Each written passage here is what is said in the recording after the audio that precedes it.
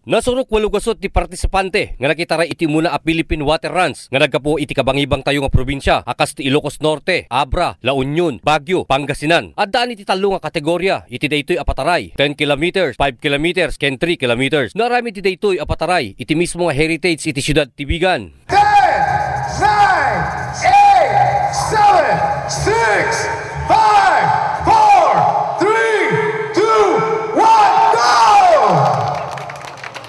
Palakpakan po natin ang ating mga runners! Ado may tikiti simbali nga nakitaray nga nagkapo iti kaming iti media at ita nga nakisalip at maray iti 5K iti creative director iti Core TV ani Cedric Ragucus ken iti host ani Jana Serenat Ranut. Nakisalip pay dagiti kaming iti kapulisan kang ronaan na dagiti chief of police iti Ilocos Sur kang ronaan na dagiti umuna a distrito ken saan lang nga taga ditoy dagiti ti maray at dapay dagiti nakisalip nga nagkapo iti Estados Unidos akas ken ni David Hertzberg. Ditaan na kunana nga ado dagiti pakisalsalian nan iti panran iti pagilian tayon a Pilipinas. Nakunana nga makisali manen inton may kadto a Philippine Water Run nga maangay sa Jaynaga City.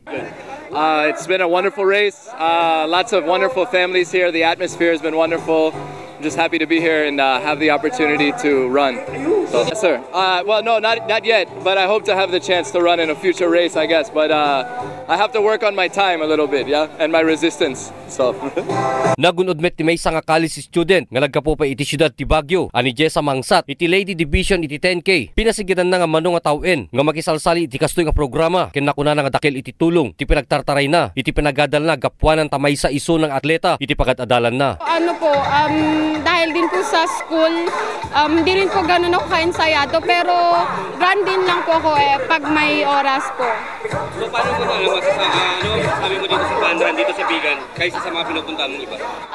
Ano po, pangatlong beses ko na po kasing run dito sa Vigan masaya po kasi tumakbo dito tsaka yung tao po is nakaka-overwhelm kasi nag-entertain sila ng mga taga-ibang lugar which is masaya para sa aming mga dumadayong atleta galing sa ibang lugar gaya ng Baguio po. So ito yung sa susunod na sa Sanaga. May isali ka din doon sa Philippine Water Run?